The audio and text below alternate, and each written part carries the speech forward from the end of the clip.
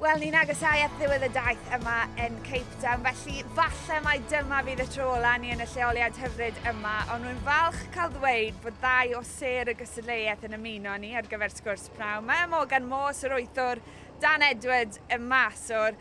A boes, siwr i chi, fi'n dychmygu bod treulio wythnos ola'r gystadleuaeth yn lot fwy hwylus ar ôl buddigoliaeth fel gaethwch chi'n erbyn Georgia dydd. Pa ddiwrnod oedd Ifan?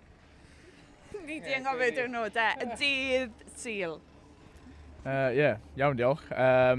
Mynd i'r wythnos olaf ar ôl ennill yn erbyn Georgia. Mae'n teimlad greit, jyst mynd mewn i Australia nawr. Mae pawb yn edrych ymlaen a cwpl o boys gêm olaf yn y Crys Cymru, felly mae pawb yn edrych ymlaen i hwnna. Morgan, faint o hwyl gaethoch chi mas ar y cae yn erbyn Georgia? Oedd e'n gêm anodd, ond gêm lle sgorio chi 6 cais yn y diwedd, fel ti'n edrych nôl ar y gêm? Credu oedd y boys i mwynhau, sgoi lot o ceis wedi coi'r ysbryd a credu oedd bydd o'r boys yn edrych ymlaen at y her corfforol a credu pawb wedi mwynhau.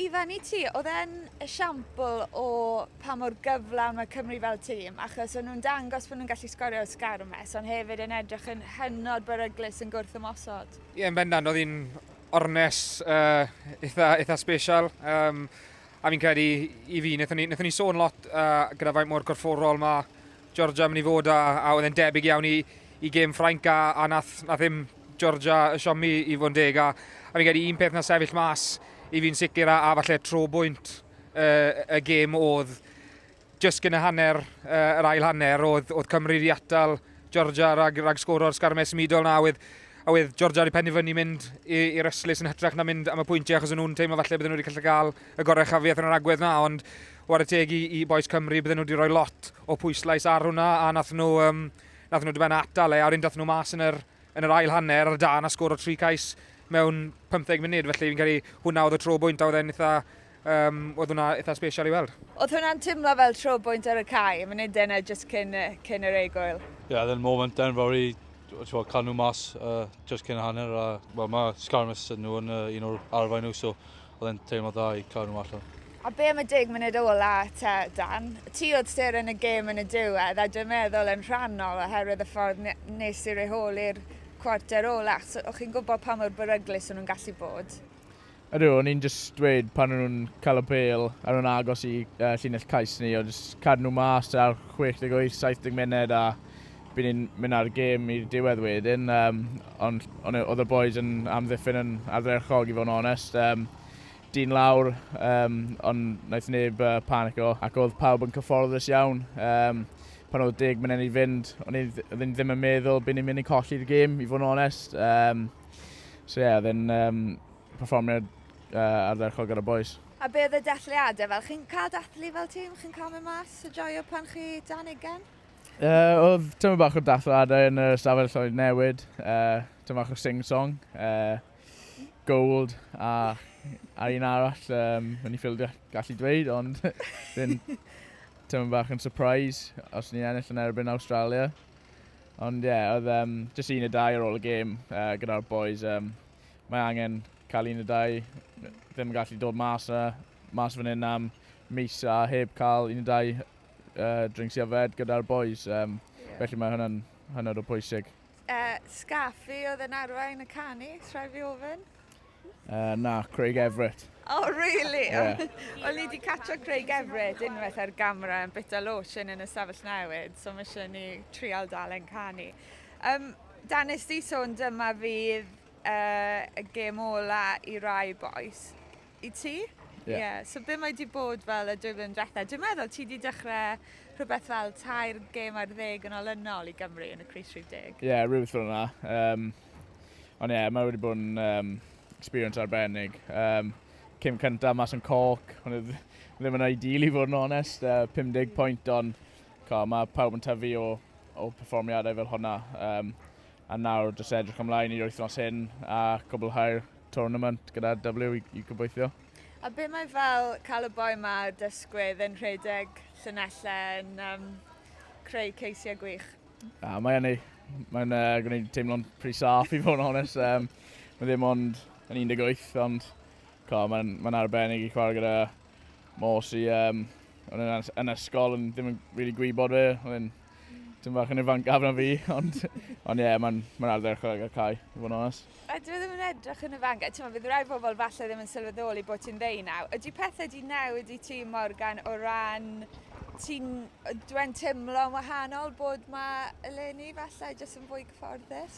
Ie, ac fi wedi bod yn garfod nawr fel blwyddyn, so mae'n bach yn gwahanol, achos fi'n cymryd fel rôl gwahanol nawr. Fi'n trio helpu'r boys arall sy'n dod trwyddo. Olo fel fi dal un o'r rai mwy ifanc, ond fi dal ceisio helpu pawb a just rhoi popeth i'r tîm, ond mae'n teimlo'n bach gwahanol. Ac sydd â chi Lenny ar gael blwyddyn nesaf, os dwi'n iawn, gyda dim ond Lewis Lloyd sy'n colli mas. Faint o hwb mae hwnna'n rhoi i chi yn gwybod bod chi wedi cael y profiad yn y cwpan byd yma a wedyn mynd mewn i'r 6 gwlad ar cwpan y byd blwyddyn nesaf? Mae'n rhoi hwb enfawr achos mae profiad yn neud gwahaniaeth. Os chi chwarae ar y safon yma eto, mae'n gallu bod yn cael gorau o'r nerfau chi, so byddai'n rhoi hwb mawr i ni blwyddyn nesaf, gwybod bod mae'r rhan fwyaf o'r pact i chwarae ar y safon hwn. A fi'n gwybod bod Mark yn ei ymdrech i gadw pethau'n hwylus oddi ar y cae. Wnaethon ni siarad gyda Josh Morse pnaw yma, oedd yn cario gwregus belt UFC o gwmpas y lle. Beth sy'n tu ôl i hwnna?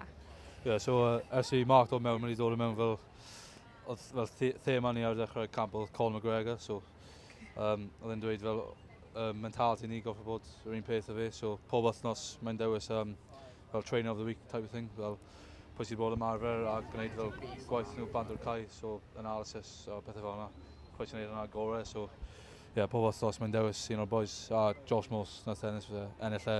A be mae hwnna yn ychwanegu'r garfan, Dan? Achos fi'n meddwl, mae'n bwysig cofio, mae boes mas yma sydd ddim yn chwarae gymaint â chi. Dwi'n gwybod, falle bod yna'n rhoi rhywfaint o gymhelliant, motivation iddyn nhw. Mae'n anodd i boes sydd ddim yn chwarae, ond ni yn cwpan y byd ar diwedd dydd, ond mae boes sydd ddim yn chwarae yn gwneud llawer o gwaith bant o'r cae hefyd. Maen nhw'n gweithio'n galed yn ymarfer i gwneud i ni perfformio yn y gemau. A os bydd ni ddim gyda nhw, bydd y perfformiadau ni ddim yn dda. A jyst yn ôl ar ddau o chi, os eich afbwynt highlight o'ch amser chi yma yn Affrica? Nai llai ar y cae neu oddi ar y cae? Morse yn gwneud line break a ddim yn cael ei legs i mynd. Probably, fi jyst mwynhau chwarae rygbi eto, cos fi heb chwarae gymaint tymor diwethaf, so mae ddau chwarae gyda'r ffrindiau fi a hefyd yr ysgolion ni wedi bod yn mynd i weld, mae'n jyst yn gwneud i ni teimlo hapus a gweld y plant, mae'n gwneud ti fel gwerthfawrogi beth i gyda yn well. So fi wedi mwynhau lot bant y cae hefyd. Pa mor uchelgeisiol i chi pan chi'n gweld, mae Carfan Cymru nawr, mae 7 o'r boes yna yn 22 oed neu'n iau, felly chi'n gallu gweld pa mor gyflym y pethau'n digwydd, a chi hefyd yn gallu gweld llwybr i'r garfan genedlaethol. Mae'n rhoi lot o hope i ni, fel sy'n ni'n gwybod mae ddim yn rhy bell i ffwrdd, fel boes fel Jack Morgan, Dewi Lake, ond nhw'n chwarae yn y cwpan o byd diwethaf i'r tîm under 20s, so mae'n dangos bod ni ddim yn bell i ffwrdd, ond dal lot o waith gael i'n mynd mewn, ond mae'n rhoi lot o hope. Bydd y ddau o chi yn rhan o garfan cynta'r gweilch, so ti'n sôn am boes profiadol, mae'n fydd i ti, mae rheng ôl y gweilch, ni'n gwybod, mae lot o ddymder dyn nhw. Faint chi'n edrych ymlaen i hwnna, a be fydd y flwyddyn yn edrych fel i chi? Bydd yn flwyddyn cyffroes, jyst mynd mewn a gobeithio cael cwpl o gemau a datblygu hunan fel pro, i fod yn onest. A jyst mwynhau pethau, mwynhau mynd mas yna gyda'r boys a y boys local fel Tristan Davis, Tom Florence, sy'n mas yna hefyd. A jyst gobeithio cael rygbi blwyddyn yma. Ti'n cofio dy flwyddyn cyntaf di gyda'r gweilch, beth fel Ifan? Do, fi'n cofio flwyddyn cyntaf i, o'n i bach yn henach na chi boes, sy'n cael ei dysu mewn i bethau yn weddol hwyr. Ond nawr, mae'n atgofion chi'n mynd i cofio, yn wedyn fi'n cofio dod mewn a tro gyntaf yn gweld chwaraewyr fel Arlein Jones a Justin Tipuric, a o'n i'n cofio gweld nhw ar teledu a bethau. Ti'n yn amlwg, ti'n mynd i fod yn eitha nerfus, ond gyda'r beth gorau chi'n gwneud, dwi'n just treol cymryd popeth mlaen, popeth chi'n treol dysgu, cymryd ei gyd mlaen, a just fel oedd Dan yn gweud, just treol mwynhau e gwmynt chi gellir, achos mae fe'n brofiad eitha special a sy'n pob un yn gallu gael y cyfle i gael y profiad yna. A Ti Morgan yn edrych ymlaen i weithio gyda rhywun fel Justin. Ti'r fath o chwaraewr sydd jyst eisiau gwella dysgu mwy? Wel, mae'n edrych ymlaen cam i lan o'r yma fel chwarae fel Tibric sydd wedi bod yn goelio ers fi ifanc a mae'n cyffroes i dechrau gweithio gyda fe a dysgu o chwarae fel fe achos credu fel eitha debyg fel sgiliau fe a pethau so mae'n edrych ymlaen i hwnna. A beth sy'n nesaf ar ôl y gystadleuaeth? Please dwedwch wrtho fi bod chi'n cael bach o amser off i chi? Wel, yn y gorffennol cyn y tournament ni'n cael pero wythnos off i fel ymlacio orsaf a cyn dod mewn ond nawr ni'n cael wythnos off so ni'n probably mynd i ffwrdd switch off yn tym bach cyn mynd nôl mewn. Mae Dan yn gwyn ni achos ti'n gwybod fod gwyliau bach ar y gorwel yn di ti a amser i torheilio, falle cael bach o hwyl dy'r boes? Just ymlacio yn yr hael i fod yn onest. Mynd am Morse i fan hyn mas i Albufeira a dangos y ropes i fe. Ond Morgan, ti actually, bod ni'n sôn am y gystadleuaeth, o ti wedi gorfod neu aroliadau cyn dod. Ti wedi bod yn sawl mis hir i ti? Wedi ffind fe'n anodd achos wedi dod i marfer pob dydd a trio cofio fel content at sgol hefyd. A lot o pwysau fel pob tro fi'n mynd mewn i drws. Mae rhaid i fel adolygu a fi gofio trio cofio popeth o marfer. So yn galed ond yn y diwedd fi'n mynd trwy iddo fe. So be o ti'n neud? Pa aroliadau ti'n neud? Dau ryddiaeth, dau adgorff a... gosh. Na, just nhw, sorry. So full on, basically. A nawr ti yn actually gallu just canolbwyntio ar y rygbi? Fi'n edrych ymlaen achos, fi fod fel bod mwy involved ar seniors blwyddyn diwethaf ond fi ffylio achos ysgol so tamar hwn nawr fi gallu 100% fel cysu ar rygbi so fi'n edrych ymlaen. Australia nesa, dwi'n meddwl, o'n i eisiau gyda Josh Morse cyn y gym ma a fe fel, os ni'n ennill, ni'n mynd i chwarae Dylan newydd to, ni'n mynd gael cyfle i giro nhw. Dwi'n gwybod faint oedd yn disgwyl i Australia. Mae nhw'n 2 dîm weddol gyfartal, mae Australia wedi curo Dylan newydd yn barod eleni. Ond mae'n her gwahanol, pa fath o gêm chi'n disgwyl yn erbyn nhw? Tebyg i'n Dylan newydd, byd nhw'n edrych i llythenni'r pêl lot a chwarae, mae cefnir da dyn nhw, so byd nhw'n edrych i chwarae a ni'n sgofod wneud sy'n bod amddiffyn ni'n dda fel erbyn Georgia. Ond credu byd nhw'n tîm gwahanol i Georgia, ond ni'n edrych ymlaen at chwarae tîm gwahanol. So. A faint o darged yw'r 5 safle yna? O'ch chi moyn top 4, ond na, mae'r cyfle o benni yn 5 ar ôl y chwyr glad, ar ôl y flwyddyn diwetha, mae'n gyfle i raidd. Ar ôl chwech glad, ond ni ddim yn gwybod beth i expecto mas fan hyn, ond mae'r boys wedi tynnu i gilydd a rhoi perfformiadau gwych yn erbyn Dylan newydd, yn bach yn anlwcus, ond mae tîm fel Ffrainc, maen nhw'n arbennig nhw, maen nhw'n falle mynd i ennill y cwpan y byd, ond bydd y 5 safle yn dangos bod ni wedi gwella o'r chwech glad a mae Mark yn rhoi tyn bach o targed ni gwella pob gêm a ni wedi gwella pob gêm a mae jyst un mwy i fynd nawr a gobeithio bod ni'n gallu gorffen ar hau. A faint ti wedi mwynhau gwylio nhw'n ymosodol, yn nifer o weithiau maen nhw'n bylchu, maen nhw'n pasio fwy, maen nhw'n cario lot mwy na beneitho nhw 4 blynedd yn ôl.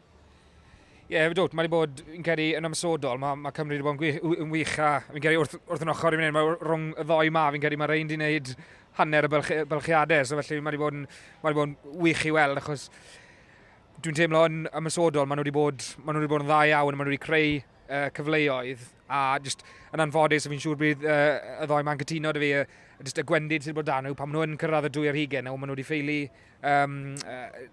ffeili troi'r pwysau yna mewn i bwyntiau, ond maen nhw wedi yn canol cad, dwi'n teimlo fel maen nhw wedi gwneud bylchiadau, maen nhw wedi creu cyfleoedd, maen nhw wedi bod yn ymosodol, maen nhw wedi bod yn wych, a os gallen nhw just gwella, nath Mark Jones sôn amdano ge sawl gwaith, just y conversion rate na yn y 2 ar 20, os gallen nhw wedi gwella hwnna, bydd Cymru yn, fi'n siŵr bydd nhw'n gallu rhoi run i unrhyw un. Pa mor ddawe pan mae symudiad yn dod off ar y cae? Fe welson ni enghraifft o fe dydd Sul, off y lein, Hennessy yn ffeilio'r tro cyntaf, ond wedyn fe weithio ddim werth yr ail dro.